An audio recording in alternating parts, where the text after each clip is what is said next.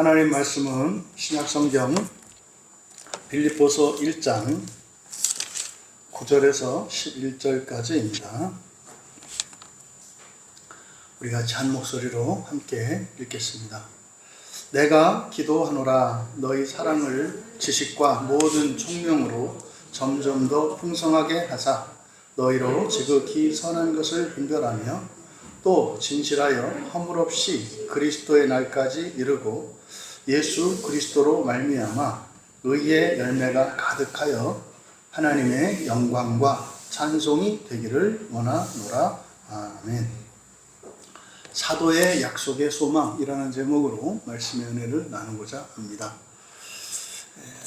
빌립보 교인들에게 필요한 것이 은혜와 평강이다 라고 하는 것을 2절의 축복, 그리고 3절과 4절의 간구, 그리고 6절의 확신과 7절의 그 은혜의 공동 참여자라고 하는 선언을 통해서 밝혔습니다. 이어 사도께서는 그 은혜 안에 있는 자들에게 약속된 것을 구하며 기도하고 있습니다. 여기서 이 본문에서 우리가 눈여겨보아야 하는 단어가 기도하다라는 단어인데, 여기서 이 기도는 약속의 기도를 의미합니다. 앞에서는 3절과 4절에서 간구하다 할 때 이 간구의 기도라고 하는 것은 필요를 구하는 것이고, 지금 9절에 기도하노라 라고 할 때 프로시코마이라고 하는 이것은 약속을 구하는 것입니다. 그러니까 하나님이 약속하신 것을 이루어 주도록 기도하는 겁니다. 항상 이 약속의 기도 이전에는 그 조건에 대한 실천이 있습니다. 왜냐하면 하나님의 약속은 항상 조건과 함께 주어집니다. 이것이 옛 언약의 특징이라고 그랬죠. 그래서 조건을 이행했을 때 그 조건에 대한 복을 우리는 당당하게 요구할 수 있는 권리가 있습니다. 필요의 기도는 우리가 기도하게 되는 동기는 우리의 필요입니다. 그래서 우리의 모든 결핍과 필요, 이것은 기도할 수 있는 근거가 됩니다. 필요하니까 구할 수 있단 말이에요. 그런데 그걸 간구라고 우리가 번역하고 있고, 그 다음에 여기서 기도하다라고 번역된 이것은 약속의 기도인데, 이 약속의 기도는 그 이전에 무엇이 있어야 한다? 우리의 순종과 회개, 실천이 있어야 한다 이 말이야. 그래서 이 프로시케의 약속의 기도는 그 이전에 우리가 하나님 말씀에 순종한 사건이 먼저 앞섭니다. 그러면 이 약속의 기도는 권세가 되고 권리가 됩니다. 하나님께 당당하게 요구할 수 있는 기도입니다. 실제로 시편에 있는 대부분의 기도가 이 프로시케의 기도입니다. 물론 필요를 구하는 기도가 있습니다만은 결국 이 필요의 기도와 약속의 기도가 어떻게 연결되는 것인지 이 본문에서 보여주고 있는데, 결국은 이 필요를 따라서 하는 이 간구, 그것은 결국은 그 모든 필요에 대한 기도는 사실은 하나님의 약속 안에서 이루어진다는 것을 바울 사도께서 우리에게 가르쳐 주고 있는 내용입니다. 근데 지금 여기서 말하는 기도는 막연한 기도가 아닙니다. 간절한 기도가 아닙니다. 이 기도는요, 때를 쓰고 금식을 하고 간절히 오랫동안 밤을 새우고 금식, 이렇게 해서 되는 것이 아니라 이 앞에 뭐가 있어야 된다? 순종이 있어야 한다. 순종이 있어야 된다. 그리고 이거는 이렇게 간절히 구할 필요도 없는 거예요. 왜? 이것은 이 기도가 응답되지 않으면 하나님만 손해예요. 왜냐하면 하나님의 신성, 하나님의 완전성이 깨지거든요. 그러면요, 하나님이 더 이상 하나님이 못 되세요. 그러니까 여러분, 이 프로시케의 기도는 하나님을 급하게 하시는 기도예요. 왜냐하면 하나님이 하나님의 영광을 지키셔야 되거든요. 그래서 여러분들이 이 기독교의 이 기도에 대해서 최소한 우리 광야교회 교인들은 기본적으로 구분하고 있죠. 그렇죠? 결핍의 기도, 약속의 기도, 그 다음에 소원의 기도가 있단 말이에요. 그 다음에 이제 한 가지 더 붙인다면 사명을 위한 기도가 있어요. 사명을 위한 기도. 그래서 이 네 가지가 제가 아는 한으로는 성경에서 우리에게 가르쳐주는 기도에 대한 분류입니다. 이 네 가지가. 어쨌든 여기 빌립보서 1장 9절에 내가 기도하노라 라고 하는 이 기도는 뭐다? 하나님께 간절히 구하는 이런 거 아니다. 약속의 기도다. 그럼 이 기도 앞에는 무엇이 있다? 순종과 실천이 있다. 그러면 이 편지와 관련해서 바울 사도께서 해야 되는 순종과 실천이 뭐였겠어요? 바로 앞에 있는 내용이에요. 8절까지 뭡니까? 그들을 내 안에 품고 말이죠. 그들을 하나 되게 하는 예수 그리스도께서 우리를 당신 안에 품으심으로써 우리의 모든 죄와 허물, 우리의 악함과 어리석음과 모든 것을 몸으로 체득하셨고 심지어는 지옥에까지 내려가셔서 우리의 시작부터 끝까지 죄로 인한 모든 저주와 하나님의 모든 예정을 다 겪으신 거예요. 이게 현재적으로 바울 사도가 겪은 거죠. 결국은요, 이 프로시케의 기도를 하게 되는 그 순종, 그것이 이 빌립보서에서는 무엇으로 나타나고 있다? 하나 되는 거예요. 하나 되는 거. 하나 되는 것으로. 그래서 이 하나 된다라고 하는 것은 희로애락을 같이 하는 거죠. 수치와 영광을 함께 하는 거죠. 어저께 이렇게 그 교회의 통계를 이렇게 이제 살펴보다가 권위 있는 세계 기독교 단체의 작년도 기독교인들의 이 증감에 대한 통계를 이렇게 이제 봤어요. 두렵기도 하고 깜짝 놀랐던 게 뭐냐면, 흔히 세계 강대국, 옛날 저희들이 어렸을 때 사회 시간에 배웠던 세계 5대 강대국, 미, 영, 소, 푸, 중, 이렇게 외웠었어요, 옛날에. 근데 지금 중국, 소련, 여기야, 이제 공산주의 국가고, 미국, 영국, 프랑스, 독일. 이것은 어쨌든, 하나님을 인정하는, 믿지 않더라도 하나님을 악으로 규정하지 않는, 이게 자유민주주의 세계거든요. 공산주의 국가는 하나님을 악으로 규정하는 사람들이고요.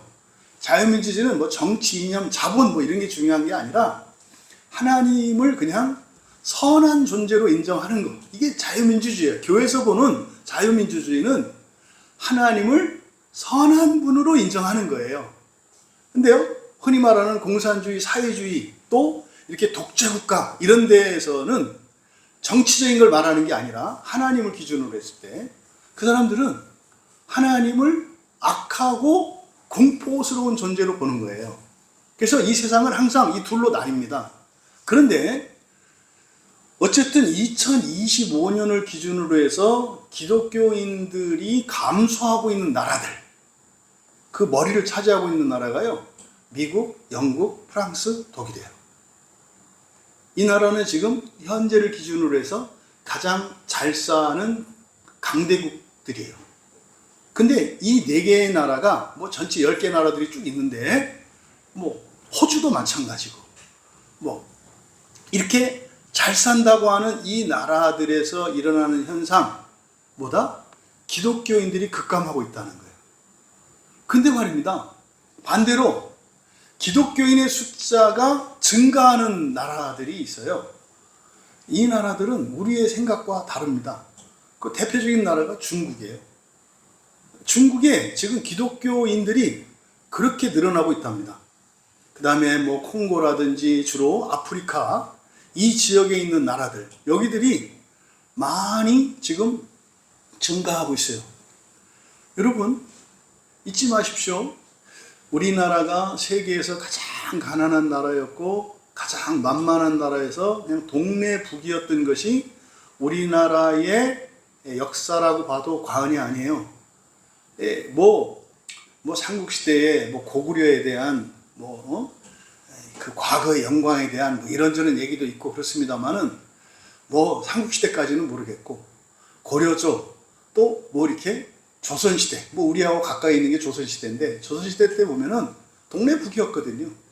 역사적인 자료를 보면 이쪽에서 한 대 때리고 저쪽에서 한 대 때리고 이렇게 해서 우리나라 백성들 잡아가고 저렇게 해서 우리나라 백성들 잡아가고. 여러분, 세상에 불쌍한 나라가 우리나라에 있어요. 근데 이게 이스라엘의 역사와 많이 비슷하거든요. 중국이 우리나라 여자들 막 잡아가죠. 일본이 우리나라 여자들 막 잡아가죠. 러시아가 우리나라 여자들 막 잡아가죠. 그때 이 나라 지도자들은 뭐 했는지 아세요? 여러분, 이런 역사를 여러분들이 객관적으로 잘 아셔야 돼요. 그런데요, 그렇게 비참했던 나라인데 말입니다. 이 나라에 기독교가 들어오고 난 뒤에 그때 폭발적으로 막 교회가 성장을 해요.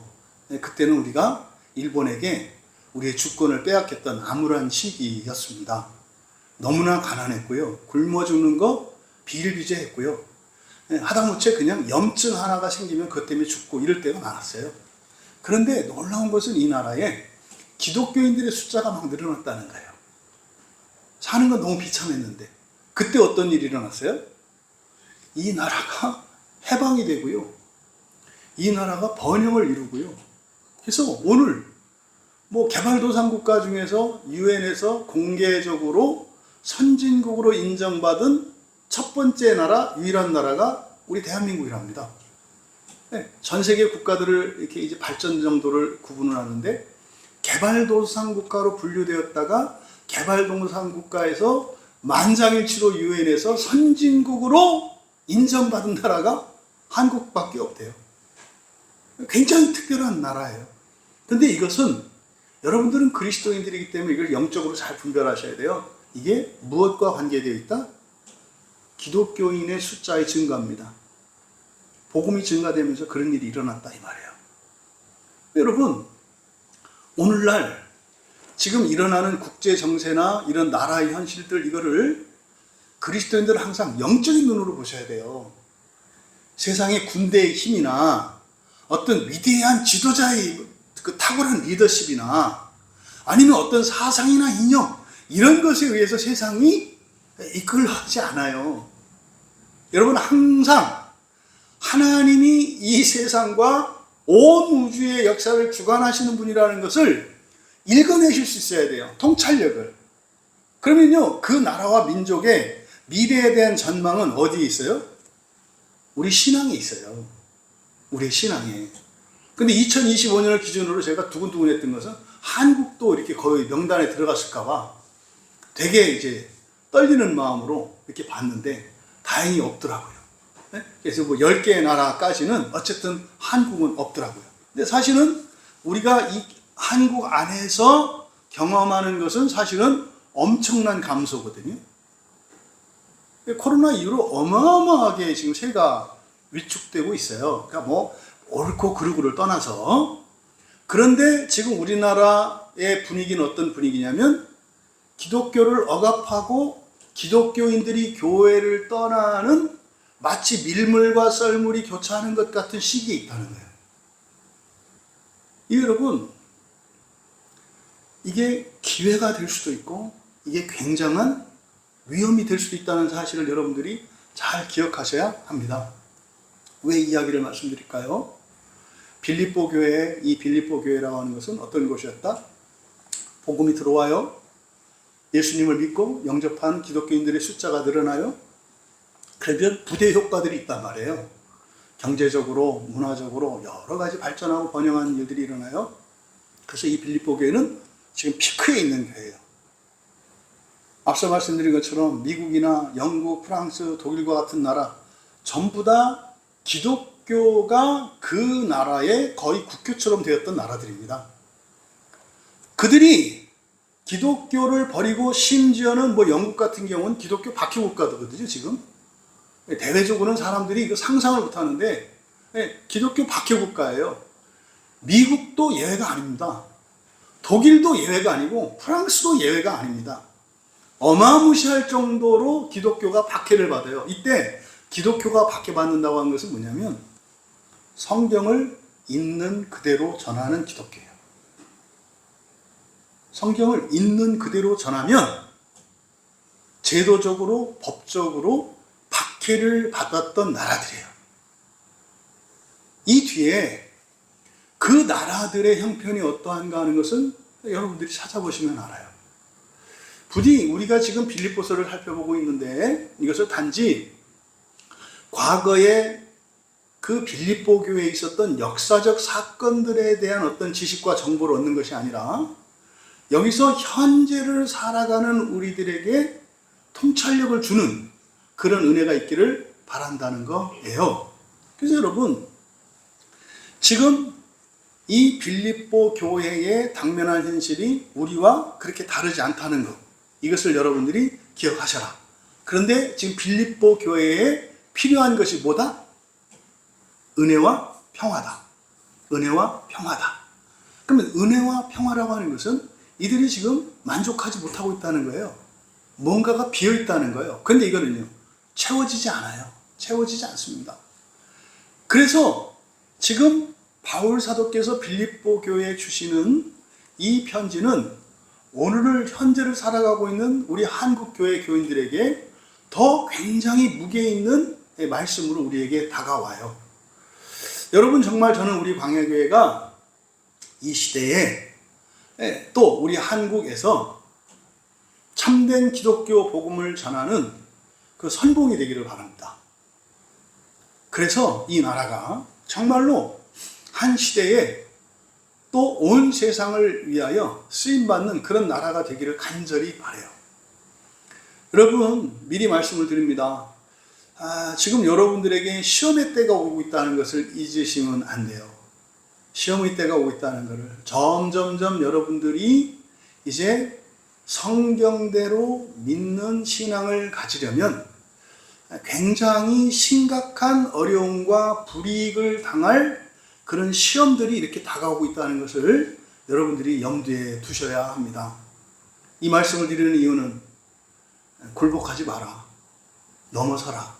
여러분들의 신앙을 지켜라. 성경을 지켜내자. 빌립보 교회는 그러지 못했습니다. 망했어요.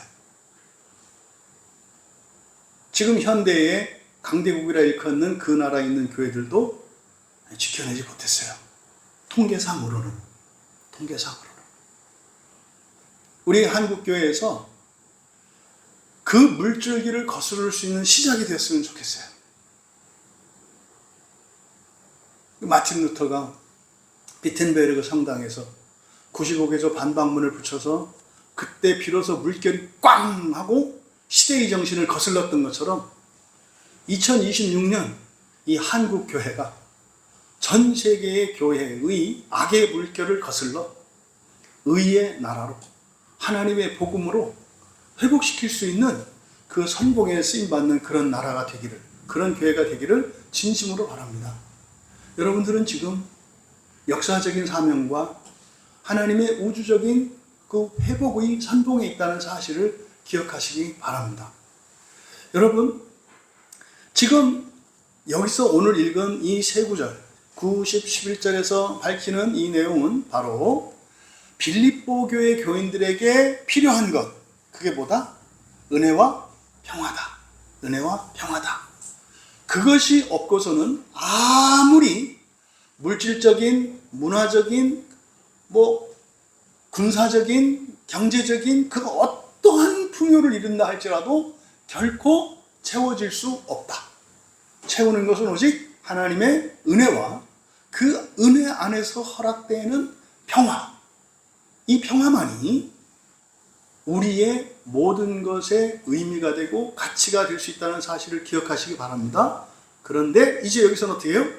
프로시코마이, 구하고 있어요. 약속을 구하고 있어요. 그러니까 저는 그렇게 해석을 하는 거예요. 앞에 8절까지가 바로 뭐다? 약속의 기도를 하기 위한 순종이었던 걸로 보는 거예요. 그럼 이 순종은 뭐였다고요? 하나 되는 거였다고요. 하나. 그래서 그 은혜의 공동 참여자로서 교회에 있지 않은 이들, 예수를 믿지 않는 이들까지 내가 함께 품음으로써, 내 안에 그들을 둠으로써 예수 안에 우리가 함께하여 이제 그 은혜의 영광의 약속을 구할 수 있게 되었다고 저는 해석을 하는 거예요. 그래서 이제 이 기도하는 내용을 살펴보면 이거는 약속의 기도니까 반드시 이루어질 기도죠. 이미 이루어진 기도입니다. 시간적으로는 아직 이루어지지 않았습니다만 이게 뭐예요? 이게 소망이죠. 그러면 여기서 또 우리가 알 수 있는, 또 하나 여기서 알 수 있는 교훈은 뭡니까? 이 기도하는 내용, 이것은 은혜와 그 은혜와 평화 안에 있는 내용물인데 이거는 뭐한 거다? 약속된 거다. 약속된 거다. 이거는 우리가 반드시 누리게 될 것이고 그리고 이것은 우리가 약속의 기도를 할 수 있는 것이다. 여러분에게 적용합니다. 여러분이 성찬식을 통해서 언약을 갱신했어요. 그래서 한 달을 그 언약을 지키면서 살았어요. 그럼 여러분들은요, 이 기도를 할 수 있는 거예요. 이 기도를 할 수 있는 거라고요. 그러니까 은혜와 평강, 은혜와 그 평화 안에 있는 그 내용물, 그럼 우리가 하나님께 약속받은 게 무엇인지를 가르쳐주는 내용이거든요. 여러분들이 이 약속, 바울 사도께서 구하고 있는 그 약속, 그것을 여러분들이 믿고 또 믿는 것만이 아니라 실제적으로 그것을 현재적으로 누리며 경험하며 그러면 전하지 않을 수가 없어요. 왜 교회 다녀요? 말하지 않을 수가 없다고요. 아, 교회 다니면 이러하기 때문입니다라고 정확하게 말할 수 있다 이 말이에요. 근데 그게 말입니다. 사람들의 생각으로는 그게 허무맹랑한 것처럼 들릴 수도 있는 그런 초월적인 거예요. 오늘 이 말씀이 이제 2026년 우리 광야교회가 이제 시험을 넘어온, 이제 시험을 넘었어요. 넘었어요. 그 아주 지난했던 그 시험을 넘었어요. 이제 소식들이 다 들려오고 있고 실제적으로 경험되고 있어요. 그래서 정말 바울 사도께서 말씀하신 이 내용 안에 있는 그 약속이 여러분들에게 실체적으로 믿어지고 누려질 수 있기를 진심으로 바랍니다. 9절부터 살펴보면 이 본문을 9절에서 11절까지를 단톡방에 이제 해석을 먼저 올려드린 이유가 되게 이 본문이 우리말 성경으로는 이해하기 어렵게 번역되어 있습니다. 그래서 잠깐 우리말 본문을 한번 읽고 대략 전체 구조를 설명드리면, 내가 기도하노라 너희 사랑을 지식과 총명으로 점점 더 풍성하게 하사 너희로 지극히 선한 것을 분별하며 또 진실하여 허물 없이 그리스도의 날까지 이르고 예수 그리스도로 말미암아 의의 열매가 가득하여 하나님의 영광과 찬송이 되기를 원하노라. 이거 성경에 있는 내용을 도대체 알아들을 수 없도록 번역되어 있습니다. 여기서요 10절에 보시면 이제 9절은 내가 기도하노라, 기도하는 내용이에요. 기도하는 내용. 그러니까 9절은 알 수 있죠. 너희 사랑을 지식과 총명으로 점점 더 풍성하게 하기를 기도한다. 이거 이해가 됩니다. 근데 그 다음 번이에요. 10절부터 11절까지. 그래서 10절과 11절은요. 10절에 너희 있지 않습니까? 너희. 그러니까 너희가 이렇게 되고, 근데 11절은 바로 너희에 대한 설명이에요. 그러니까 11절이 주어거든요. 주어니까 10절의 주어로 나온 너희, 이 너희에 대한 수식 구문이 11절입니다. 근데 이거를 도치를 시켜놨어요. 그래서 전체 구조는 바로 11절에 있는 내용이 너희에 대한 설명이고, 그리고 너희가 어떻게 되기를 기도하는지 기도한 내용이다. 이렇게 여러분들이 이해를 하시고, 먼저 9절은 바로 바울 사도께서 기도한 약속의 기도, 그 약속이 이루어지도록 기도한 게 뭐라는 겁니다. 뭐라는 겁니까? 너희의 사랑이 자라가는 거예요. 풍성해지는 거예요. 너희의 사랑이 참지식과 모든 통찰력으로 점점 더 풍성해지기를 기도하는 거예요. 여러분, 여기서 바울 사도의 이 첫 번째 기도는 바로 무엇을 위한 기도입니까? 사랑을 위한 기도예요. 사랑을 위한 기도인데, 사랑이 어떻게 되기를 기도한 겁니까? 점점 더 풍성해지기를 기도한 거예요. 그러면 우리에게 약속된 것이 있는데, 그게 뭐다? 사랑은 점점점 더 풍성해지도록 약속되어 있다는 거예요. 여러분, 여기서 점점 더라고 하는 이 표현 잊으시면 안 됩니다. 그럼 볼까요? 여러분들의 상태가 어떠하든지 간에 작년 이맘때의 여러분과 오늘의 여러분 사이에 변화가 일어났는데 그게 뭡니까? 라고 물어보면 뭐라고 하셔야 되는 거예요? 사랑이 더 풍성해졌습니다. 이게 진실이에요. 작년보다 지금 저에게는 사랑이 더 풍성해졌습니다. 왜요? 이게 하나님의 약속이기 때문에 그래요. 그런데 존재론적으로 여러분에게 사랑이 좀 더 풍성해진 것이 항상 느껴지지 않아요. 왜 그런지는 다 아시죠? 거짓 감정이 그것을 가리고 색칠을 해서 덧칠을 해버리면 우리 안에 커진 사랑이 무엇으로 느껴질 수 있어요? 두려움이나 수치심이나 외로움이나 미움으로 느껴질 수 있어요. 진리를 아는, 그리고 성령을 받은 그리스도인들과 비그리스도인의 차이는 이것을 믿음으로 아는 것에 있고, 거기에서 그치는 것이 아니라 그런 근본 감정들이 이전보다 더 심해질 때 그런 근본 감정이 심해진 것이 아니라 이것은 사실은 사랑이 더 풍성해졌기 때문에 풍성해진 그 사랑을 향유하지 못하도록 마귀가 역사해서 근본 감정으로 덧칠한다는 것을 아셔야 돼요. 너무나 많은 사람들이 시험에 들거나 어떤 한계에 부딪혔을 때 시험과 한계라는 것은 뭐냐면 내가 용납할 수 없는 지점입니다. 어떤 사람, 어떤 행동, 어떤 말, 어떤 가치, 이게 시험과 한계예요. 그때가 되면 사랑이 왜곡됩니다. 사랑이 사랑으로 안 나타난다고요. 그럼 그때 이 네 가지 근본 감정으로 나와요. 그리스도인은 그게 뭐다? 사랑이라는 걸 아셔야 된다고. 미워 죽겠어. 외로워 죽겠어. 두려워 죽겠어. 그게 뭐다? 사랑이다. 이건 여러분이 믿음으로 받아들이셔야 되는 거예요. 믿음으로.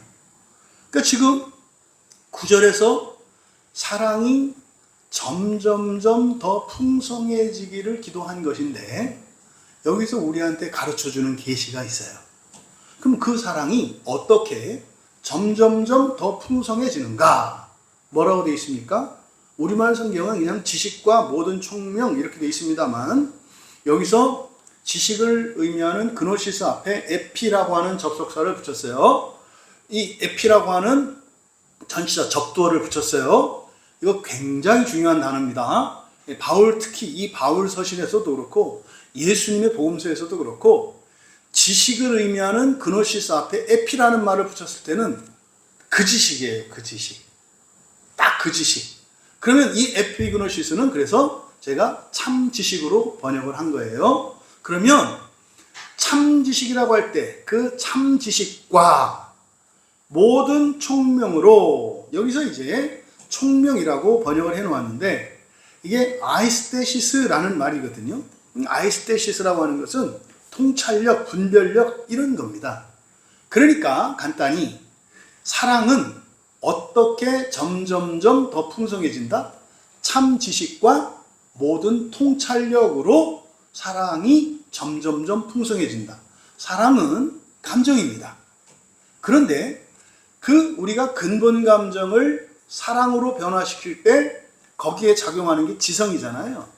우리의 지성이 이 근본 감정들을 사랑으로 승화시키는데 그때 사용되어지는 그 수단과 도구가 뭐라는 거예요? 참 지식과 모든 총명이라는 걸 말하는 거예요. 여러분들이 사랑이 점점점 풍성해지기를 원하십니까? 그러면 무엇이 여러분에게 필요하다는 거예요? 참 지식과 모든 총명이 필요하다는 것을 9절에서 가르쳐 줍니다. 그러니까 여러분, 우리가 생각하는 것과 많이 달라요. 사람들은 사랑이 더 풍성해지려면 어떻게 해야 된다고 생각하나요? 많이 헌신하고 섬기고 친절을 베풀고 여러분 그렇지 않아요. 앞서서 기독교가 이렇게 성장하는 국가하고 기독교가 쇠퇴하는 국가의 차이점을 말했는데 말입니다. 기독교인들의 수가 늘어나고 기독교 복음이 늘어나는 그 나라들의 특징이 뭔지 아십니까? 어려운 나라예요. 어려운 나라라고요.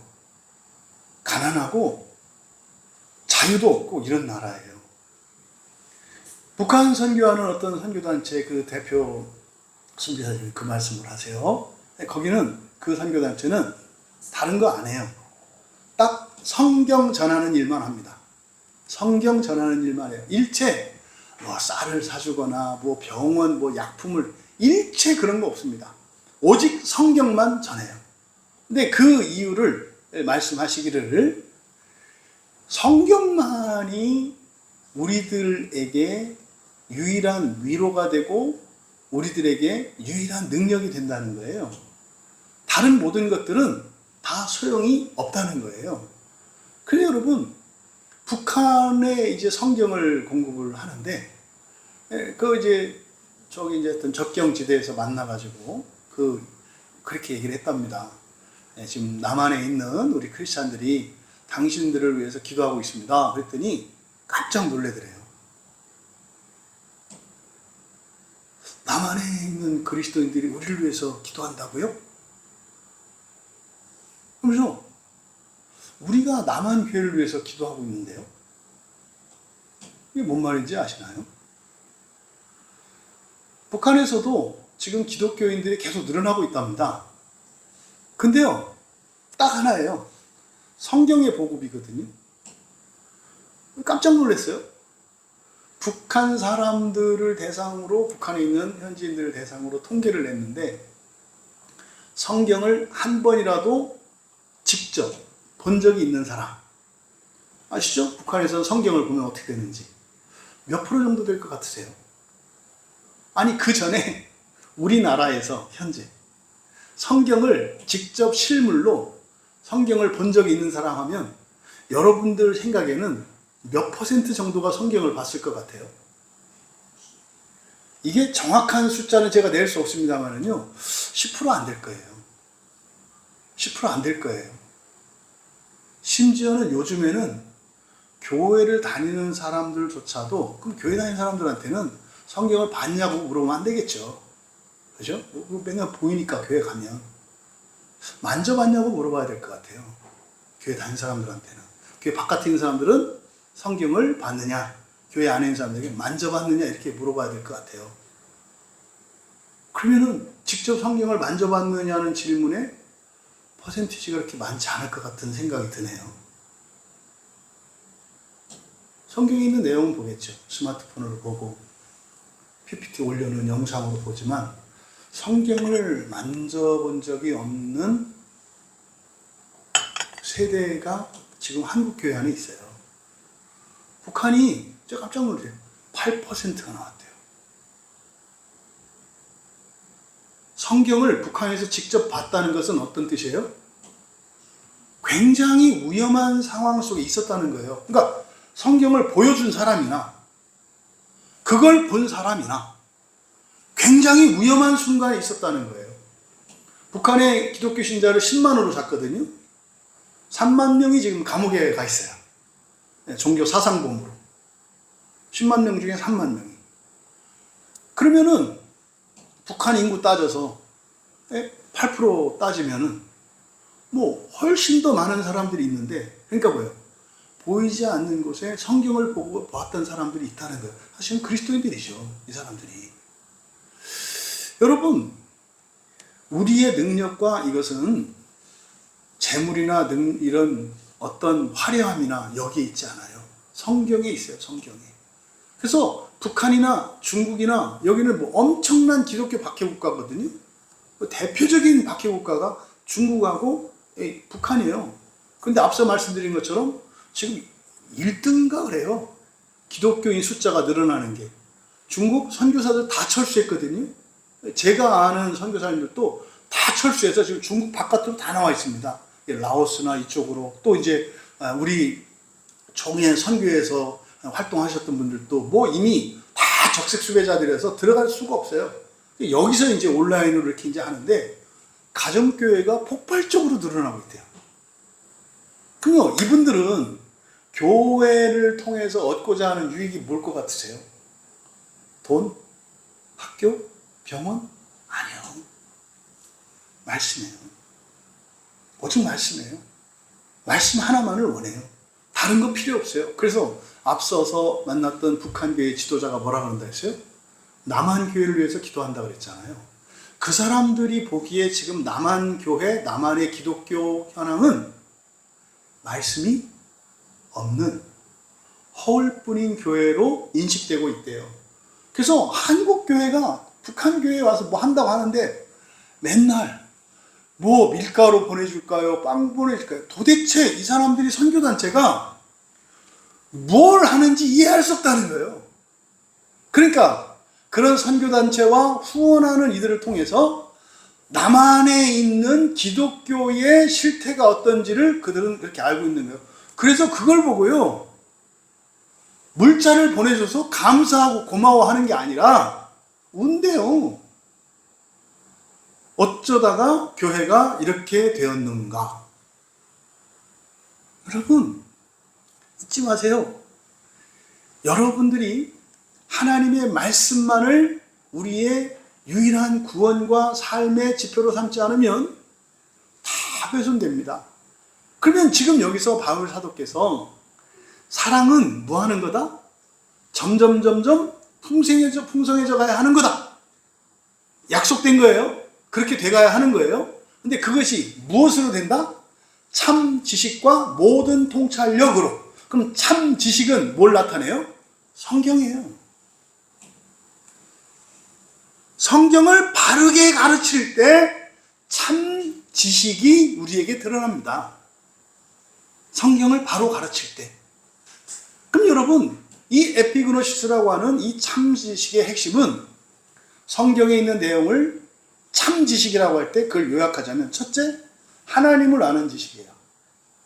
두 번째는 사람을 아는 지식이에요. 세 번째는 영적인 존재들을 아는 지식이에요. 그리고 네 번째는 세상을 아는 지식이에요.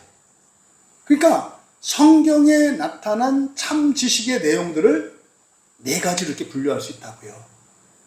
하나님과 사람과 영적인 존재들과 세상.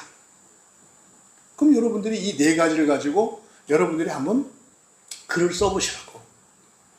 성경에서 가르쳐 주시는 하나님을 아는 참 지식은 뭔지 여러분들이 아는 거. 하나님은 창조주시다, 구원주시다, 사랑이시다, 영이시다 하는 것들을 쭉 진술해 보시라고. 여기 참 지식이에요. 또 사람에 대한 지식. 사람은 동물적 인간이 있고 영적인 인간이 있고, 사람은 신이 되기 위해서 창조되었다. 양성교리. 이런 것들을 여러분들이 써보는 거예요. 그 다음에 영적인 존재, 천사죠. 광야교회 교인들은 정말 여러분들이 이 다음에 책임이 커요. 왜냐하면 실제로 이렇게 성경적으로 영적인 지식을 이렇게 정리해서 들을 기회가 별로 없어요. 잘났다가 아니에요. 별로 없어요, 정말로. 외부에 있는 교인들 중에서 우리 교회 설교를 듣고 특별하게 정말 굉장히 도움을 많이 받았고 은혜를 받았고 이렇게 확 열리게 됐던 그 이제 주제들이 여러 가지가 있는데, 그 중에 하나가 천사론에 대한 사경회였어요. 그러니까 외국 분들이 그 얘기를 많이 하세요. 그때 이 천사론, 그걸 듣고 나서 성경도 보이고 일상에 일어난 일들도 해석할 수 있게 됐고 그랬다는 거예요. 그 다음에 세상은요, 하늘과 땅이에요. 하늘에 관한, 하늘에 대한 지식, 참 지식. 하늘에 대해서 가르쳐주는 성경의 지식. 우주, 이 세계에 대해서 가르쳐주시는 참 지식. 이게 이제 참 지식이란 말이에요. 그래서 여러분, 사랑이 풍성해지려면 무엇이 절대적으로 필요하다? 참 지식이. 그래서 우리가 성경을 읽고 이렇게 성경을 뭐 이렇게 심하다 싶을 정도로 뭐 단어 하나, 토시 하나 하는 이유가 뭐 때문에 그래요? 참 지식을 걸러내기 위한 거라고요. 근데 그 참 지식이 목적이 아니라 참 지식은 무엇을 위해서 있는 거다? 사랑을 위해서 있는 거다. 그러니까요, 사랑이 없으면 참 지식도 아무것도 아니요. 아무것도 안 해요. 교리가 아무리 완벽해도 그것은 사랑을 풍성하게 하고자 함이지 그 자체가 주가 되면 안 된단 말이에요. 2000년 교회사를 보시라니까요. 성경에서 발견해낸 놀라운 여러 가지 교리들이 있는데 그 참지식이죠. 근데 그것이 어떻게 됐어요? 주객이 전도돼서 사랑에 기여하는 참지식이 아니라 오히려 사랑을 말살시키는 악한 도구로 쓰임받았다 이 말이에요. 그러니까 지금 9절에서 사랑이 점점점 풍성하게 되는 그 도구 수단이 참지식이라고 할 때 이 참지식은 성경을 가르치는 것이고 가르치는 것이고 성경 안에 있는 이 네 가지 바른 지식을 말하는 거다. 그 다음에 총명이라고 번역이 되어 있는 이 아이스테시스라고 하는 이 아이스테시스는 이게 성경에 많이 사용되는 말이 아닙니다. 그래서 이거를 총명이라고 했습니다만 이거는 영적인 감각이나 분별력을 나타내는 말이에요. 도덕적인 또 영적인 이런 감각이나 분별력을 나타냅니다. 앞서 말씀드렸잖아요. 이 세상의 흥망성쇠는 그리스도인들이 보는 관점과 비그리스도인들이 보는 관점이 다르다. 오늘 새벽에서도 하나님께 애굽에로 내려가지 마라. 애굽에 내려간다는 의미가 뭡니까? 좋은 학교, 또 돈 많이 벌고 실력 있고 힘 있고 이거예요. 애굽으로 내려가지 말라는 게. 좋은 학교 나오면 되나요? 좋은 직장에 들어가면 되나요? 돈 많이 벌면 되나요? 아니면 권력이 많아지면 되나요? 인기가 많아지면 되나요? 이게 애굽이거든요. 내려가지 말라는 거예요. 많고 강한 것. 이거 천사의 정신입니다. 너희들의 힘은 어디에 있다? 거룩하신 하나님께 있다는 거예요.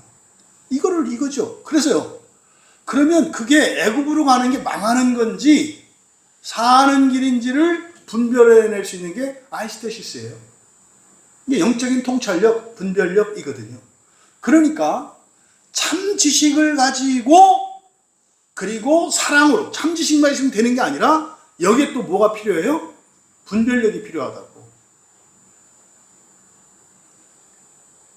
거의 중세 이후로 성경에서 발견된 이런 교리들이 계속해서 죽이는 역할을 했어요.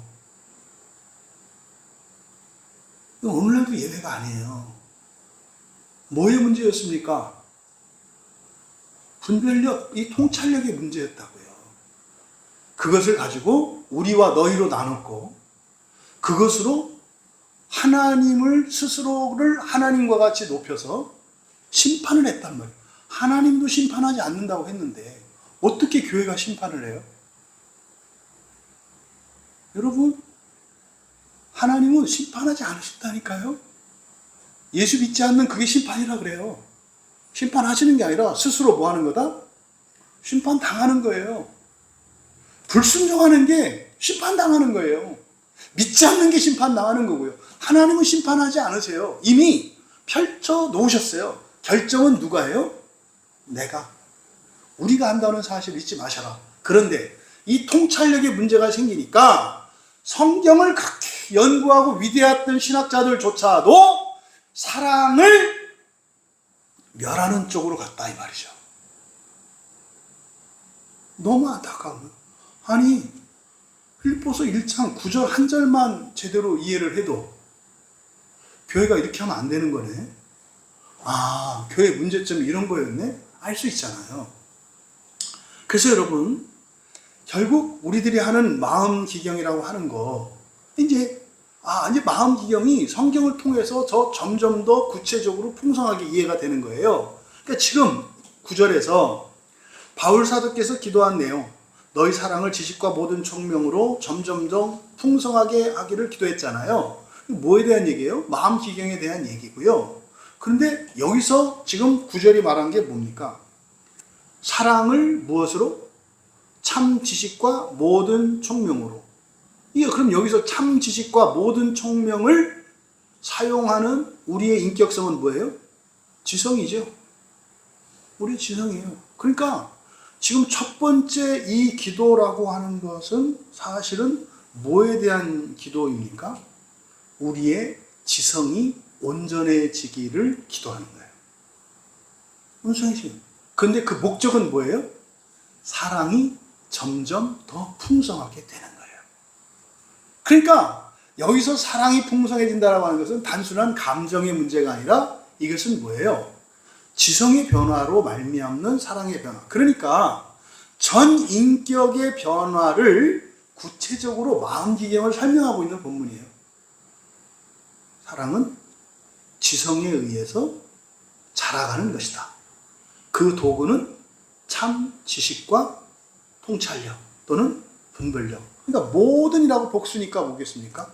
상황에 따른 분별력이에요. 어떤 선택을 해야 되는지 내리는 이 분별력. 이것이 지금 9절에서 말씀한 내용입니다.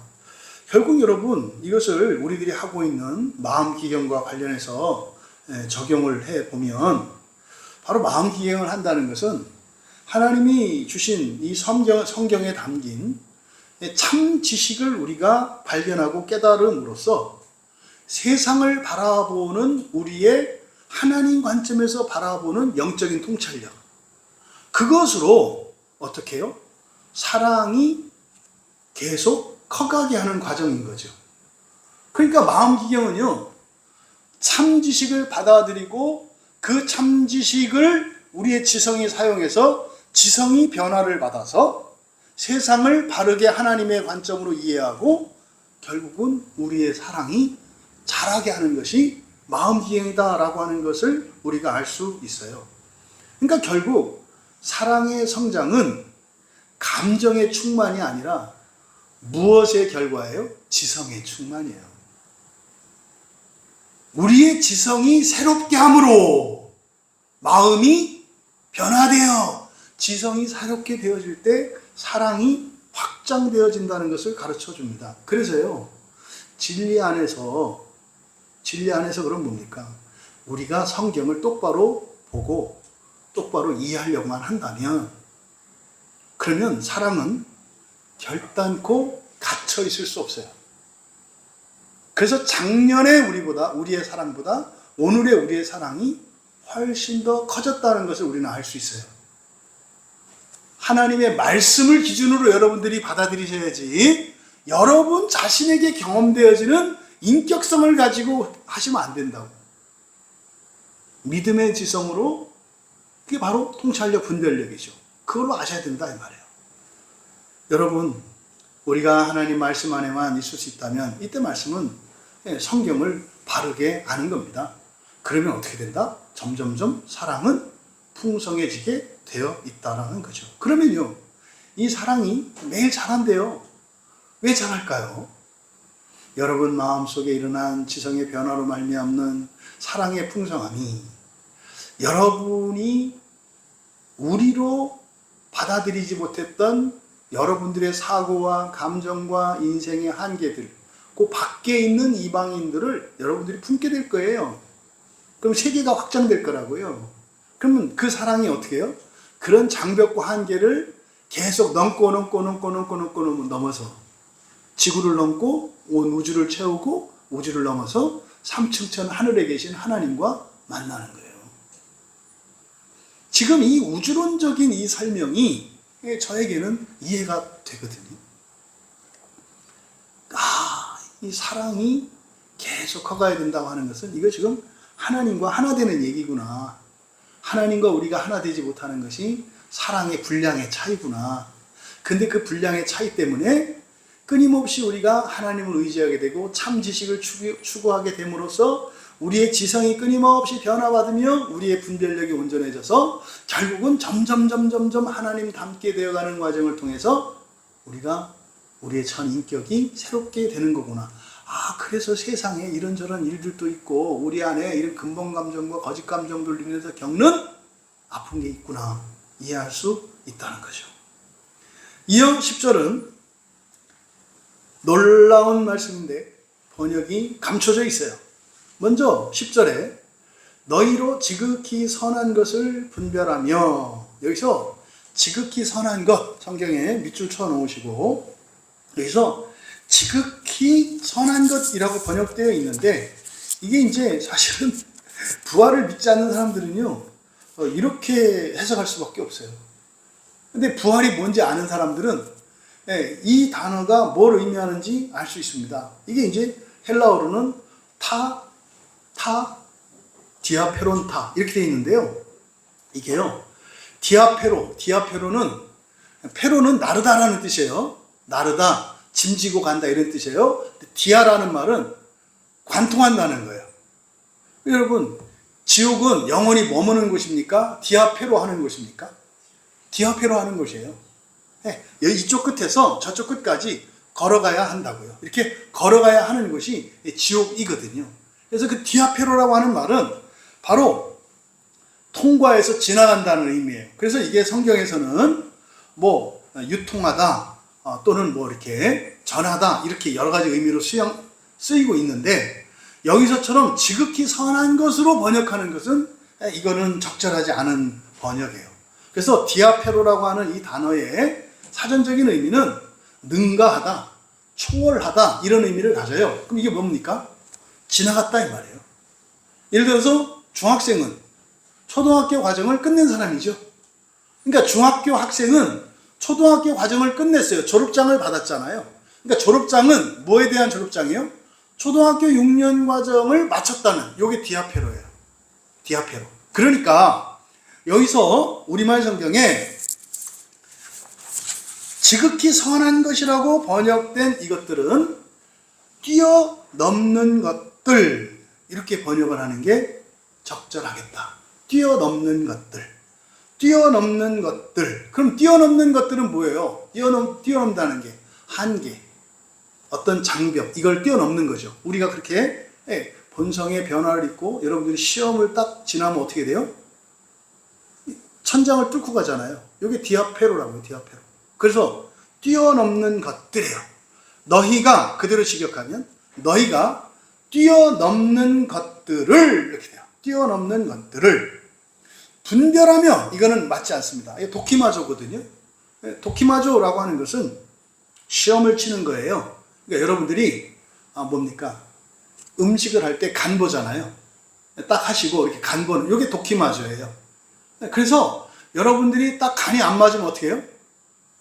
계속 조금 양념을 추가하면서 계속 맛을 보죠. 여기 도키마조입니다. 그럼 여러분들이 딱 끝냈을 때는 언제예요? 간이 딱 맞았을 때 멈추잖아요. 이게 도키마조예요. 그래서 도키마조는 여러분들이 밥상 차려서 내놓은 음식은 이미 도키마조 된 거예요. 물론 가끔 그날의 컨디션에 따라서 안 될 때 내놓고 오늘은 좀 이해하시오 뭐 이럴 때도 있어요. 하지만 정상적인 상태에서 이 도키마조는 뭐다? 입증하다라는 뜻이에요. 시험한다라고 하는 의미가 이 다른 시험이 아니라 거기에 딱 맞추는 걸 말해요. 그래서 여기서는 입증하다라고 번역을 하는 게 적절합니다. 그래서 10절을 직역하면 너희가 뛰어넘는 것들을 입증하게 되면, 뭔 말인지 아시죠 여러분들은? 뛰어넘는 것들을 입증하게 되면, 이게 뭔 말인지 아시지 않냐 이 말이에요 여러분들은. 뭐요? 내 본성이 바뀐 거, 내가 달라진 거, 난데 낯설어. 이럴 때는 내가 낙심하고 슬프고 막 외롭고 이럴 텐데 그렇지가 않아. 이럴 때면 내가 너무 무시당해서 화가 나고 수치심을 느끼고 이럴 건데 그러지가 않아. 이게 바로 뭐예요? 뛰어넘는 것이죠. 이게 디아페로, 이게 바로 디아페로를 그래서 지극히 넘다 이것이 아니라 바로 뭐예요? 초월하는 거예요. 초월. 그래서 뛰어넘는 것들, 이거 뭡니까? 사실 이것은 복음적으로 보았을 때는 이 세상의 평범한 그리고 일상적인 가치들을 초월한 영원하고 탁월한 복음의 증거들, 열매들을 가리켜요. 뛰어넘는 것들이라는 것은 부활의 증거들이죠. 근데 이게 우리들 개인적으로 적용될 땐 뭐예요? 나의 본성과 인격의 한계를 넘는 증거들이에요. 달라졌다고. 옛날에 내가 알던 그 사람이 아니네. 이걸 말하는 거예요. 그래서 뛰어넘는 것들을 뭐한다? 입증하게 되면. 누가? 너희가. 예수 믿으면, 예수님을 믿으면, 정상적으로 예수님을 믿으면 그 사람은 어떤 일이 일어나요? 반드시 변합니다. 이게 예외가 없어요. 예외가 없어요. 반드시 변화가 일어납니다. 이것을 지금 상반절에서 밝힌 겁니다. 너희가 뛰어넘는 것들을 입증하게 되면. 이미 우리 광야교회에 있는 우리 교인들은 뛰어넘는 것들을 입증한 사람들인 것을 우리 서로가 압니다. 결국요, 참지식과 통찰력으로 사랑이 풍성해진 결과 성도들에게는 어떤 변화가 일어나는데 뭐예요? 뛰어넘는 것들에 대한 증거들이 나타난다는 것을 10절에서 말씀하는 거예요. 그러니까 이 또한 약속이죠. 그러니까요, 예수 그리스도 안에 있고 이렇게 지성으로 참지식과 통찰력으로 우리의 사랑이 더 풍성하게 되면 우리들에게는 어떤 일이 일어나게 되어 있다? 한계를 뛰어넘는 일들이 일어나게 되어 있다는 거예요. 이 땅의 모든 그리스도인들이 뛰어넘는 것들을 입증하게 되기를 기도합니다. 축복합니다. 특별히 우리 광야교회에 있는 모든 지체들에게 그 입증하는 일들이 날마다의 삶 속에서 일어나기를 간절히 축원합니다. 여러분, 결국 내 인격과 본성의 한계를 뛰어넘는 그 복음의 능력, 복음이 뭐라고요? 사람은 신이 되기 위해서 태어났다. 사람은 신이 되기 위해서 태어났다. 구원은 뭐라고요? 사람이 신이 되는 것이라고요. 이게 복음의 핵심이에요. 그러면 이 말씀은 능력이 있어서 그것이 우리들의 삶 속에서 입증된다는 거예요. 입증된다는 거예요. 장차 우리가 신이 되는 이 부활의 복음이 현재를 살아가는 우리들에게는 어떻게 경험된다는 거예요? 내가 달라져. 내가 달라진다. 모든 영역의 모든 것입니다. 이게 경제적인 것이 됐든 건강이 되었든 아니면 인격적인 것이 되었든 여러분들의 과거, 현재, 미래 모든 것입니다. 반드시 일어나는 거예요. 반드시. 그렇잖아요? 이번 주에 제가 이제 개인적으로 새벽기도 때 응답을 받았단 말이에요. 응답을 받았단 말이에요. 그리고 어떤 신비 체험도 있었단 말이에요. 하나님이 고쳐주시고 하는 그 신비 체험도 있었단 말이에요. 근데 그건 이제 저 혼자만이니까 얘기할 수는 없었단 말이에요. 그런데요, 하나씩 하나씩 들려오는 거예요. 맞다. 오늘도 또 이게 이건 아닌가? 그런데 확신 있게 교회가 넘었으니까 될 겁니다. 확신 있게 얘기는 했는데 사실 아직 해결은 안 된 문제가 있었는데 연락이 또 딱 온 거예요. 된 거예요. 올해 2월 달에 스리랑카 선교 갔다 와서 선교 소식을 전하고 기쁜 소식을 전했잖아요. 그래서 올해부터 어떻게 해요? 그 현지 목사님들하고 마음기형 모임을 매주 하기로 했다고 했잖아요. 근데 아직 시작되지 않고 있었거든요. 계속 요즘 이제 생각나고 오늘 선교사님한테 연락 딱 왔어요. 드디어 다음 주 화요일부터 이제 강의 모임이 시작됩니다. 스리랑카 목사님 그 가정과 다음 주 화요일부터 마음기형 모임이 이제 시작됐어요. 그랬더니 현지에 있는 통역하시는 목사님, 또 우리 크리스티나 선교사님, 또 지금 주도적으로 자꾸 은혜 받고 있는 어떤 목사님 한 분 계신데 그분들이 계속 설득하고 이렇게 해가지고 지금 어쨌든 시간이 최종적으로 완성됐대요. 어떻게 이번 주에 이런 소식들이 한꺼번에 들려오죠? 표적이에요. 표적. 넘었다. 맞다. 2026년 이제 광야교회 후에 뛰어넘게 하신 그 일들을 입증하게 될 겁니다. 지금 바울 사도가 빌립보 교회 교인들을 축복하며 너희가 뛰어넘는 것들을 입증하게 되며 라고 기도했던 그 기도가 이제 이루어지고 있습니다. 바로 이거예요. 그리고 이어서 너희가 그리스도의 날을 위하여 순결하고 흠이 없게 되기를. 그리스도의 날을 위하여. 지금 우리말 성경으로는 까지, 전치사 에이스를 까지라고 이렇게 이제 번역을 했습니다만은 여러분, 우리가 다 됐습니까? 안 됐잖아요. 안 됐잖아요. 그래서 우리말대로 이렇게 읽어보면은, 선한 것을 분별하며 또 진실하여 허물 없이 그리스도의 날까지 이루고. 우리가 흠 없고 허물 없어요? 아니죠. 그래서 에이스는 위하여로 번역을 해야 합니다. 물론 에이스를 그 목적이니까 시간적으로 볼 때는 이렇게 볼 수도 있습니다만 그런 의미가 아니고, 왜? 지금 여기서 얘기하고 있는 기도의 내용이 뭐예요? 우리 본성의 변화가 하는 것이에요. 우리 감성과 지성의 변화, 그죠? 그리고 그것의 의지의 변화, 우리의 삶 속에서 일어나니까 변화된 것들이 소원의 변화. 지금 이게 지성, 감성, 의지의 마음기경의 결과적인 측면들을 말하고 있거든요. 그래서 여기서 그리스도의 날까지가 아니고 뭐라고요? 그리스도의 날을 위하여예요. 그리스도의 날이 뭡니까? 부활하는 날이에요. 그리스도의 날이라는 게 여러분들이 예수님이 오셔서 심판하시는 날이요, 뭐 틀린 얘기는 아닌데, 여러분이 온전한 그리스도인이 되는 날이에요. 그리스도와 똑같이 되는 날이에요. 이게 뭐예요? 부활의 날이죠. 부활의 날이 그리스도의 날이다 이 말이에요. 그러니까 그리스도의 날을 위하여 어떻게? 순결하고, 여기서 진실하여라고 번역한 것은 매우 잘못된 거예요. 진실이라고 하는 것은 사실과 일치하는 것, 참된 것 이런 걸 말하잖아요. 근데 여기에 사용된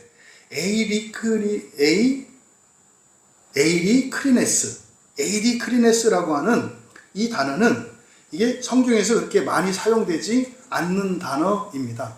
그래서 이 에이리크리네스라고 하는 것은 순결하다라는 뜻이에요.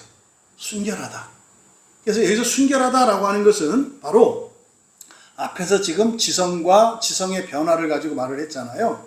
그러니까 여기서 에이리크리네스라고 하는 이 말은 어떤 도덕적인 이런 것이 아니라 지성의 온전함을 이야기합니다. 왜 지성의 온전함이라고 제가 얘기를 하냐면, 이 단어가 성경에 딱 2번 사용되는데요. 또 한 번 사용되는 데가 베드로후서 3장 1절이에요. 베드로후서 3장 1절. 베드로후서 3장 1절과 2절을 제가 읽어드리면, 1절과 2절에 베드로 사도께서 진실한 마음을 일깨워서 하나님의 말씀을 기억하게 하려고 한다. 이게 이제 베드로후서 3장 1절에서 이 베드로후서를 쓴 편지의 목적을 쓴 이유거든요. 근데 우리말 성경으로는 진실한 마음이라고 번역되어 있는데, 이게 마음이 아니라 디아노이아예요. 디아는 뭔뭐를 지난다, 통과한다라는 뜻이고, 노이아는 누스에서 만들어지는 결혼, 생각이거든요. 그래서 디아노이아, 진실한 마음이라고 번역을 했는데, 이것은 진실한 마음이 아니라 생각입니다. 생각. 그래서 여기서도 이제 베드로후서에서도 진실한이라고 번역을 했는데, 진실한이라는 말은 맞지 않다. 그보다 순수한 생각. 그러니까 이 순수한 생각이 바로 여기서 기도한 내용이다 이 말이에요. 그래서 순결하고 흠이 없게 되기를 이라고 했을 때, 이것은 무엇을 말한다? 순수한 지성의 회복을 말한다. 순수한 지성을 가지게 되는 걸 말한다. 그러면 순수한 지성은 누구의 지성이에요? 하나님의 지성이죠. 하나님의 지성. 그리고 흠이 없게라고 번역되어 있거든요. 흠이 없게라고 번역된 이거는 걸리는 게 없다라는 뜻이에요. 여기서 흠이 없다라고 하는 이것은 뭐 결점 이런 것이 아니라 걸림돌이 없다라는 뜻이에요. 프로스콥토스가 걸려 넘어지게 하는 것들이거든요. 부정적도 아가 붙어 있어요. 그러니까 걸려 넘어지는 게 없는, 뭐 할 때? 생각할 때 걸려 넘어지게 되는 것이 없는. 여러분, 우리는 감정의 영향을 받는다고 했죠, 지성이. 그러니까 지금 10절의 하반절에서 바울 사도께서 기도한 내용, 너희가 그리스도의 날을 위하여 순결하고 흠이 없게 되기를 원한다라고 하는 이 기도는 바로 뭐다? 우리의 지성이 막힘이 없는 지성, 걸려 넘어지지 않는 지성, 거짓 감정에 의해서 영향을 받아서 엉뚱한 생각을 하지 않는, 그래서 사랑에서 사랑이 동기가 되어서 순전한 이런 이성적 추론이 결과로 되어지는 생각, 이거를 지금 말하고 있다. 그러니까 10절은 바로 뭡니까? 완전한 지성이에요. 완전한 지성. 그럼 여러분, 왜 완전한 지성이 필요할까요? 성경을 읽는데 필요한 게 이 완전한 지성이에요. 말도 많고 탈도 많은 게 성경에 대한 오역들인데, 이게 뭐 때문에 그래요? 우리의 지성이 순수하지 않기 때문에 그래요. 하나님은 살리려고 하는데 성경을 읽고 누구를 죽이려고 하는 이런 해석들이 나온단 말이에요. 이게 사실은 뭡니까? 거짓 감정에 영향을 받는, 걸려 넘어지는 거죠. 그래서 정상적으로 사고하지 못하는 거예요. 누누이 말씀드리잖아요. 가족, 교인, 민족, 이 사람들은 사실은 뭐 하는 사람들이다? 사랑하는 사람들이에요. 가족은 다 사랑하는 사람들이고요. 그리스도인은 다 사랑하는 사람들이고요. 최소한 혈통으로 이어받은 한 민족은 다 뭐 하는 사람들이에요? 사랑하는 사람들이에요. 성경에 따르면. 근데 그렇게 안 살잖아요. 뭐 때문에 그래요? 지성의 오작동 때문에 그래요. 지성의 오작동으로 너는 악하니 죽어라. 너는 우리 가족이 아니다. 근데 지금 바울 사도께서 기도하는, 이것을 기도하는 이유는 뭐겠어요? 빌립보 교회 안에 그런 일들이 일어나는 거죠. 같이 새로 지음을 받은 하나님의 자녀들인데도 불구하고 그 안에서 서로 갈림이 있고 찢김이 있고, 이런 지성의 오작동으로 말미암는 교회 안에 피 흘림이 있는 거예요. 이 고린도 교회도 마찬가지고 모든 교회들이 마찬가지다 이 말이죠. 그래서 이 지성의 온전함이라고 하는 것이 얼마나 중요한지, 이게 바울 사도뿐만 아니라 성경 전체를 흐르는 중요한 주제란 말이에요. 뭐가 온전케 되는 거? 지성이. 그런데 지성이 뭐에 방해를 받아? 거짓 감정들에게. 거짓 감정과 근본 감정들에게 방해를 받는다고. 그래서 결국 사랑의 문제를 이야기할 때 이것은 지성과 떨어질 수 없고, 그러면 사랑과 지성이 회복되어지면 우리의 의지, 뜻, 소원이 바뀌어요. 그래서 결국은요, 하나님과 내가, 우리 모두가 일치되어 가는 일들이 일어난다 이 말이에요.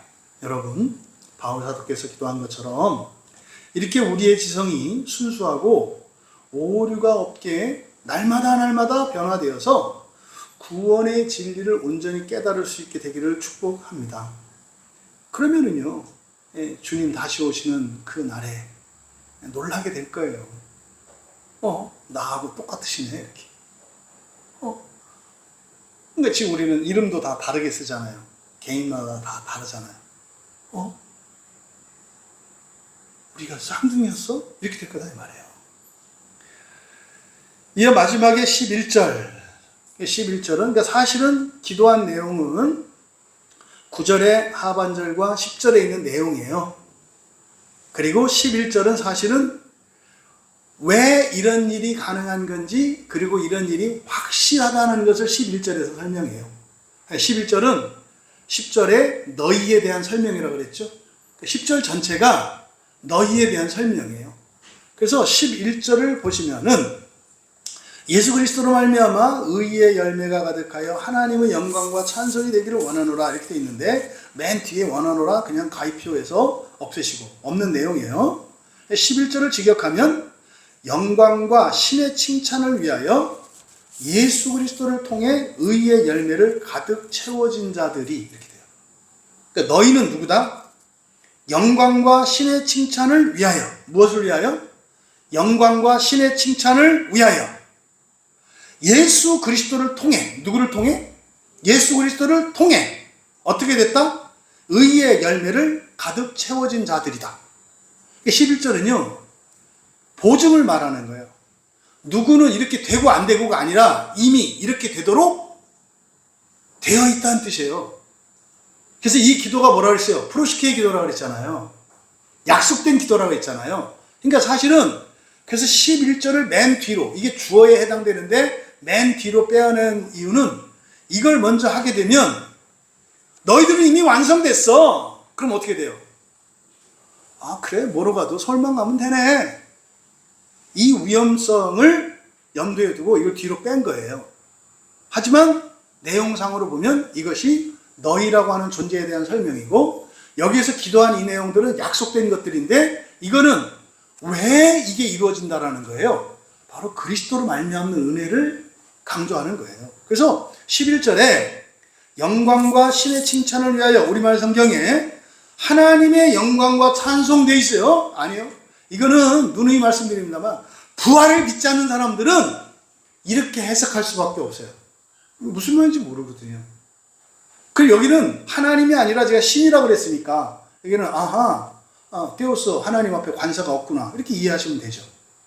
신, 그리고 이 소유격은 뒤에 찬송이라고 되어 있는 에파이노스에 붙어 있어요. 그래서 그냥 앞에는 영광입니다. 영광. 영광과 신의 칭찬을 위하여 두 개의 목적이 있네요. 그렇죠? 두 개의 목적. 첫째는 영광, 그리고 신의 칭찬입니다. 영광은 뭘 나타냅니까? 하나님의 본성을 나타내는 말이에요.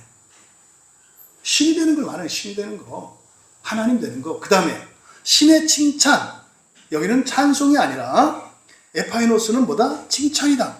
이거는요, 로마서, 에베소서 모든 성경에서 바울 신학에서 굉장히 중요한 단어예요. 에베소서 2장 29절에요. 이렇게 돼 있어요. 이면적 유대인이며, 그래서 이면적 유대인이다라고 하는 것은 본능적인 마음에 이런 뜻이에요. 할례는 마음에 할지니 영에 있고 조문에 있지 아니한 것이라. 그 칭찬이, 칭찬이라고 번역했어요. 칭찬이라는 게 뭐냐면 인정하는 거예요. 인정하는 거. 그 칭찬이 사람에서가 아니라 누구에게서? 하나님에게서라. 그러니까요, 여러분들이 딱 부활하면요, 일어나는 일, 천사들이 무릎 꿇어요. 여러분들 앞에. 그게 뭐 하는 거예요? 인정하는 행위예요. 아, 동등천사인 이 부활의 자녀인 이들이 나를 다스릴 자가 맞습니다라고 하는 인정이 일어나요. 에베소서 1장 12절에서 이는 우리가 그리스도 안에서 전부터 바라던 그의 영광의 찬송이 되게 하려 하심이라. 여기도 이제 찬송이라고 되어 있는데 이게 뭐예요? 그의 영광의 인정이에요. 칭찬. 이게 뭡니까? 여러분들은 뭐 하도록, 그리스도 예수 안에서 어떻게 되도록 지음 받았다? 신이 되도록. 그래서 여기 칭찬이라고 여기서는 번역해야 되고, 그 의미는 뭐다? 인정하는 거예요. 정말로 그렇게 된다는 거예요. 그래서 에베소서 1장 14절에서도 성령의 인치심을 받은 목적이 그의 영광의 칭찬을 위한 것이라고 해요. 그의 영광의 칭찬. 근데 이게 칭찬이라고 하는 이 의미가 뭐다? 인정. 맞네예요. 맞네. 하나님의 아들, 하나님의 자녀 맞네. 요걸 얘기하는 거예요. 그래서 영광과 신의 칭찬을 위하여, 이게 뭡니까? 부활에 대한 설명이에요. 이걸 예수님께서 동등천사라고 가르쳐 주셨잖아요. 동등천사. 그러니까 하나님이 사람을 창조할 때 세우셨던 하나님의 형상과 모양대로 지으셨던 이게 뭡니까? 신이 되는 거를 신이 되도록 계획하셨는데 맞다 인정받도록, 그것을 위하여, 이게 영광과 신의 칭찬을 위하여예요. 그래서 베드로 사도께서도 베드로전서 1장 7절에서요 고난의 유익에 대해서 말을 해요. 그러니까 그 고난의 유익은 그 고난을 통해서 우리가 연단을 받거든요. 연단 받는다는 것은 별의별 짓 다 하는 거예요. 시험도 들고 하나님 원망도 하고 나 안 해 뭐 이렇게 하기도, 이 모든 걸, 이게 다 연단이에요. 잘하는 것만 참고 이것만 연단이 아니라 그냥 발광하는 거 다 연단이에요. 연단. 그렇게 해야 내 안에 뭐가 있는지가 나와요. 그리고 고난은 우리의 존재 안에 있는 인성과 연약함과 이것들을 드러나게 한다고요. 그래서요, 고난의 상황에 가보면 그 사람의 인간성이 나와요. 세상에 좋아 보이는 사람들이 재산도 잃고 명예도 잃고 모든 것을 잃어버렸을 때 말도 안 되는 행동과 이런 것들을 하게 돼요. 그래서 베드로 사도께서 베드로전서 1장 7절에서 고난이라고 하는 것은 그 연단을 통해서 칭찬과 영광과 존귀를 얻게 하기 위한 것이다 말해요. 이때 칭찬이 바로 뭐예요? 그거예요, 그거. 부활에 대한 얘기라고. 그러면 두 번째로 예수 그리스도를 통해, 예수 그리스도를 말미암아 의의 열매를 가득 채워진 자들, 요거는요 완료 수동태 분사예요. 그러니까 우리 안에 하나님의 의의 열매가 우리 안에 있다 없다? 있다 이 말이에요. 이미 채워져 있다 이 말이에요. 이게 완료 수동 분사로 이렇게 쓰여 있어요. 그러니까 여러분, 바로 그 의라고 하는 것은, 이 의의 근거는 우리의 수고나 노력과 능력으로가 아니라 무엇으로 이루어지는 거다? 예수 그리스도로 말미암아서. 예수 그리스도. 그러면 예수 그리스도로 말미암아, 예수 그리스도를 통하여, 이건 뭘 말합니까? 성육신하신 사건과 십자가에서 대속하여 주신 사건과 지옥에 내려갔다가 살아나시고 승천하신 지상의 모든 사역뿐만 아니라 지금도 천상에서 중보적 사역을 감당하고 계시는 예수 그리스도의 성자 하나님의 모든 사역을 의미하는 거예요. 그러니까요, 예수 그리스도를 통해서 의의 열매로 가득 채워진 자들, 누가? 우리가. 이게 여러분 로마서 3장 24절에서 바로 의의 근거가 예수 그리스도임을 밝히는 굉장히 중요한 본문이 로마서 3장이거든요. 로마서 3장 24절에 보면 우리는 그리스도 예수 안에 있는 속량으로 말미암아 하나님의 은혜로 값 없이 의롭게 하심을 얻은 자들입니다. 이렇게 됐어요. 그러니까 우리가 의롭게 된 근거는 그리스도로 말미암아요. 그리스도께서 사람이 되어서 오셔서 모든 율법에 순종하셨고 죄 없으신데도 불구하고 하나님이신데도 불구하고 우리의 무한 속죄물이 되어주셔서 모든 사람의 죄책을 사하여 주셨고, 또 예수님께서 승천하셔서 또 다른 보혜사 성령을 보내주셔서 현재적으로 우리의 본성을 새롭게 할 수 있도록 하신, 이게 그리스도 예수를 통하여예요. 그래서 로마서 3장 24절은요 이게 현재 분사예요. 로마서 3장 24절. 그래서 현재적으로 되어가는 자들. 여러분, 이것을 보통 칭의라고 하죠. 칭의, 의롭게 되는 것. 칭의의 은혜는 어떻게? 그리스도로 말미암아 이미 이루어진 것이고 현재적으로 진행되어지는 것이고 종말론적으로 완성된 것이다. 이게 성경의 가르침입니다. 이게 뭐예요? 이게 바로 우리가 순결한 자로 서게 되는 겁니다. 결국 바울은 이 모든 과정의 궁극적인 목적이 영광과 신의 칭찬을 위한 것이라고 말해요. 영광과 신의 칭찬. 왜 하나님이라고 하지 않고 신의 칭찬이라고 했을까? 신은 누구예요? 천사들이거든요. 천사들의 인정이에요. 우리가 부활하여 하나님의 영광을 입고 그랬을 때 천사들이 뭐하게 된다? 인정하게 된다는 거예요. 결국은요, 사람의 구원의 완성은 천사들과 지금 관련시키고 있는 거예요. 결국은 천사들이 누구 말 듣도록, 누구의 권세 아래 무릎 꿇도록? 여러분이에요. 이 천사들이 여러분 앞에서 무릎 꿇도록 이렇게 구원이 복잡하고 이렇게 된 거라는 것을 우리가 알 수 있습니다. 여러분, 이 칭찬은 그저 사람에게서 나는 게 아니고 바로 하나님으로부터 오는 칭찬인데, 하나님이 인정하시는 건데, 하나님 인정하시면 천사들도 인정하고 천사들이 인정하면 사람도 인정하겠죠. 근데요, 이 세상에서는 안 그래요. 이 세상에서는 안 그렇다고. 왜? 지성이 망가져 있고 우리의 분별력도 완전히 고장나 있기 때문에 그렇습니다. 여러분, 우리가 이 땅에서 고난과 연단을 통과하며 이미 우리에게 채워진 그리스도의 의로 그리스도의 의를 이루어 가면서 현재적으로, 그래서 부활을 목적으로 살아갈 때 마침내 그것이 약속되어 있다는 사실, 이것을 오늘 바울 사도의 말씀을 통해서 우리가 확인할 수 있었습니다.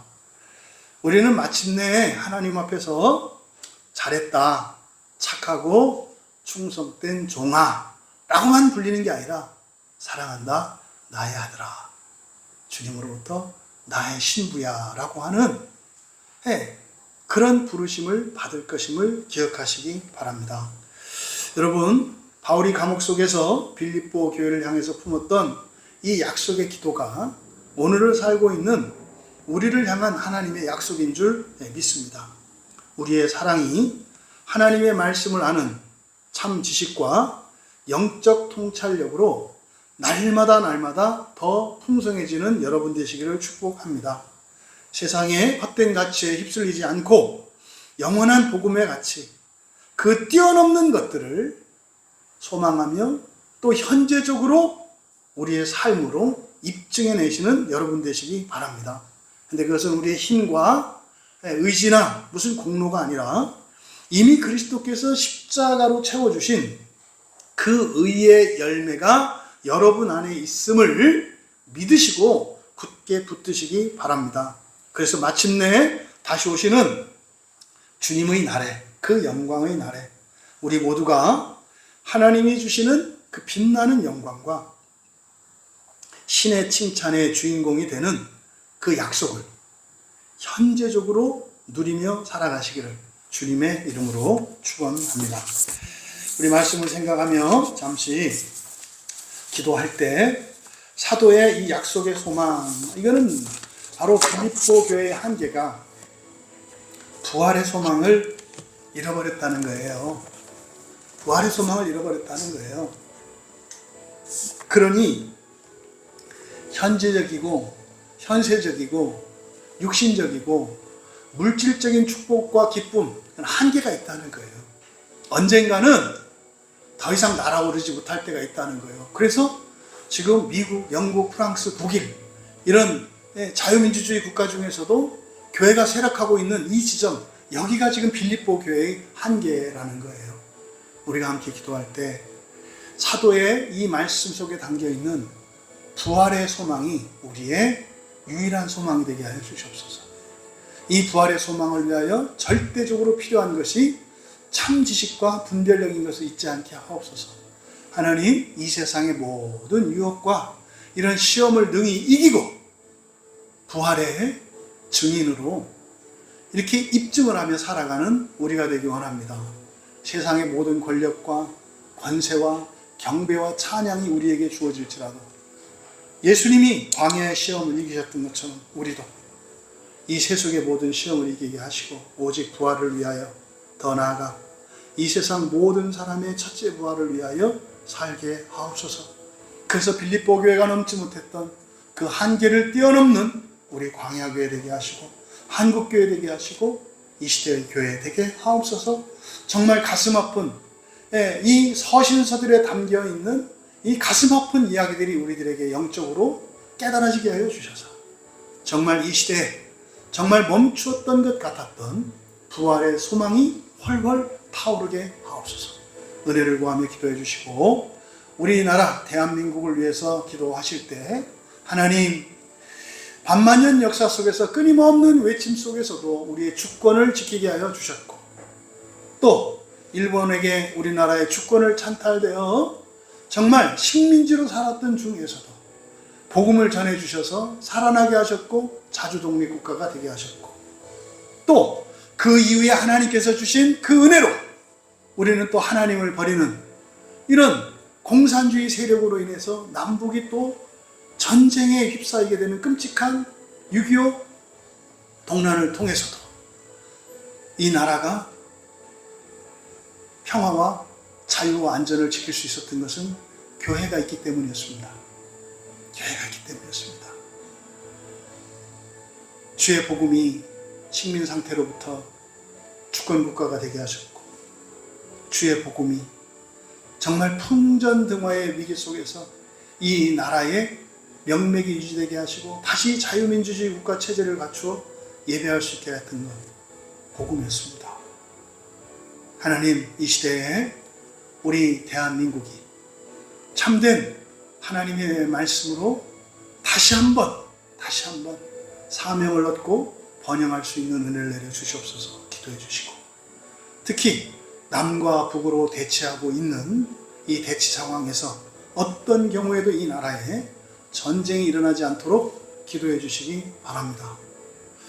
여러분, 정말 여러분들이 영적으로 깨어 있어야 할 때입니다. 영적으로 깨어 있을 때입니다. 제가 오늘 낮에 깜짝 놀랐는데요. 이 나라의 장관이라는 분이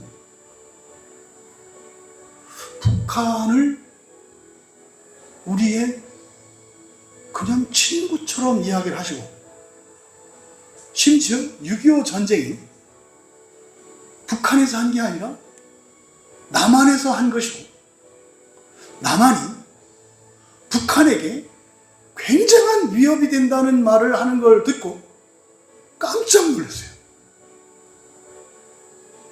이 나라 장관이 우리나라가 북한에게 위협이 된다네요. 우리나라가 굉장히 나쁜 나라라네요. 그래서 북한 사람들이 너무 무서워하고 있고 벌벌 떨고 있다네요. 정신 차리세요, 여러분. 어떻게 이렇게 말할 수 있죠?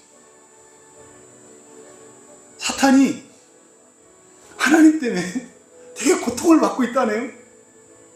너무 무서워서. 6.25 때와 굉장히 유사한 현상들이 벌어지고 있어요. 하지만 예상치 못하게 하나님의 은혜가 임할 줄 믿습니다. 도저히 소망이 없는 것 같을 때 우리의 절망이 하나님이 주시는 소망이 되는 것을 믿습니다. 여러분들이 깨어 기도하고 있다면 그 절망이 소망이 됩니다. 정말 어떤 경우에도 이 나라의 분단 상태가 계속되면 안 됩니다. 하루속히 자유롭게 평화롭게 통일을 이루어야 합니다. 그러면 그리스도인으로서 어떻게 해야 될까요? 여러분들이 갈리시면 안 돼요. 여러분들이 법을 바꾸고 뭐를 바꾸고 이렇게 되는 게 아니라 여러분이 하나님 편에 서셔야 돼요. 품으셔야 된다고요. 품으셔야 된다고요. 이게 그리스도인들이 해야 되는 마땅한 태도예요. 근데 지금 인터넷을 보면요, 목회자들과 그리스도인들이 계속 나뉘고 있어요. 이렇게 하면 안 돼요, 여러분. 옳고 그름에 있는 게 아니라 이 나라의 통일은 어디에 있다? 하나됨에 있다. 옳고 그른 거 분별하세요. 그걸 위해 기도하시고, 그래서 그런 악한 자들, 잘못된 자들까지도 여러분이 품으셔야 돼요. 미워하면 안 돼요. 그러면 점점점 더 그렇게 된다니까요. 선동되지 마세요. 어떤 경우에든. 그리스도인은 이 시대와 나라와 민족과 온 세상을 하나 되게 하는 사명을 가진 자들인 것을 잊지 마시고, 이 나라를 위해 기도할 때 하나님, 전쟁이 일어나지 않게 하옵소서. 하루속히 이 나라가 평화롭고 자유로운 통화를 이루게 해주시옵소서. 영적으로 어두워져서 오히려 나라를 망치고 국민들을 분열을 시키는 이들의 마음을 회개의 영을 불어넣어 주셔서 그들로 하여 부끄럽게 하시고 두렵게 하시고 돌이키게 하옵소서.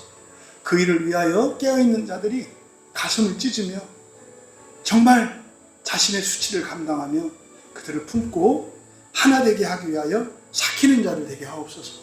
그때 성령께서 이 나라를 통일시켜 주시고 전쟁도 없애주시고 사명 감당하는 나라로 세워주실 줄 믿습니다 하는 마음으로 나라를 위해 기도해 주시고, 교회를 위해 기도하실 때 특별히 교회를 위해서 기도해 주신 것은 교회가 하나님 나라를 버리고 이 땅에 속하고 있어요.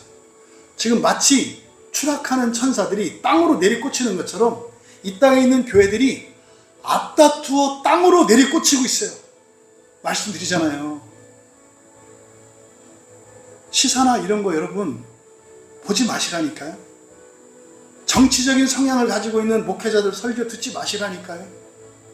하나님 나라에 속한 목사님들의 설교를 들으시고 하나님 나라를 향하는 그런 내용들을 들으셔야 돼요. 지금 무지막지할 정도로 별똥처럼 땅으로 떨어지는 시대예요. 영적으로. 절대 거기에 여러분들이 눈을 두면 딸려갑니다. 절대 그러지 마세요. 여러분들은 거룩함을 지키세요. 거룩함을 지키세요. 어쩌면 영적으로 어두운 이 시대 상황이 여러분들에게는 유리한 상황일 수 있어요. 뭐 하면 돼요? 거룩함만 지키면 돼요. 어느 한쪽에 속하지만 않으면 된다고. 무섭겠죠? 화나겠죠? 품으세요. 품으세요. 아프세요. 아프세요. 하나님, 내 마음이 답답하다고. 하나님, 내 마음이 찢긴다고. 하나님, 내 마음이 두렵다고. 하나님, 내 마음이 너무나 화가 난다고. 여러분 안에 가두세요. 우리를 떠난 들짐승들이 어떻게 하겠습니까? 찢고 죽입니다. 그 악한 생각들 여러분 마음 안에 가두세요. 그것으로 성령께서 여러분의 마음을 기경하시도록, 그렇게 해서 정말 이 땅의 그리스도인들이, 목회자들이 하나님 나라로 다시 하나님 나라 정체성을 회복할 수 있도록 기도해 주시기 바랍니다. 하나님, 그리스도인은 하늘에 속한 자들입니다. 이 세상에서는 이편 저편 크고 작고 잘나고 못내고 있지만 하늘에 속한 자들은 모두를 하나인 것을 믿고 품는 이들입니다. 이 땅의 그리스도인들이, 특별히 말씀의 종으로 부르심 받은 이 땅의 목회자들이 하나님 회개하고 돌이킬 수 있도록 도와주시옵소서. 오직 성경이 가르쳐지게 하옵소서. 기도하시고, 우리 광야교회를 위해 기도할 때 감사하며 기도합시다. 2026년 참 6개월 이 반년을 참 아프고 힘들게 우리가 지나왔어요. 우리 광야교회가 생긴 12년 지난 가장 힘든 기간이었어요. 옛날에 막 교회에 이러저런 어려움도 있었을 때보다 더 힘들었어요. 왜냐하면 믿음을 지키면서 나아가야 했기 때문에. 하나님, 이 6개월 동안 애쓰고 수고한 우리 광야교회의 모든 지체들에게 큰 복과 은혜를 내려주시옵소서.